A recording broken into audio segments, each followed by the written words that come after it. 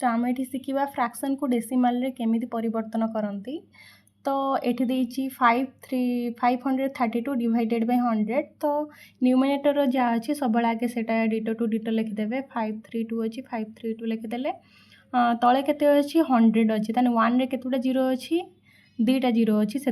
एपट साइड्रु सब गणी गणिका जीवे 2टा जीरो अच्छी माने 2टा संख्या छाड़ी डेसिमाल देवे 1 2 2टा संख्या छाड़ी ये डेसिमाल देदेले ताने एठी होउची केते हे जीवो एठी होउची 5.32 तापर एठी से बेला 58/100 अच्छी तो ऊपर जो संख्या अच्छी से संख्या को संख्या लिखिदेले तापर 100 2टा जीरो अच्छी ताने 2टा संख्या इयाडू गणिबो ताने 8 गुटा संख्या गला 5 गुटा संख्या गला 2टा संख्या चली गला डेसिमाल चिन्ह देदबो डेसिमाल पर किछि नाही माने जीरो बसेदबो एठी 392 डिवाइडेड बाय 10,000 सेथिपाई ऊपर जा अच्छी से लिखियो 392 को 392 लिखिलो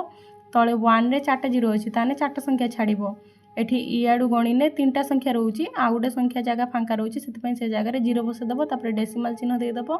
आपर किछि नाही माने जीरो बसेदबो तान 0.0392 से बेला 5413/100 अच्छी 5413 लिखिदबो एठी तले होची केते 1 रो 2टा जीरो अच्छी तो इयाडू गणिबो ताने 3 1 को छाड़ी देने 2टा संख्या पळेला एठी डेसिमाल देदबो ताने 54.13।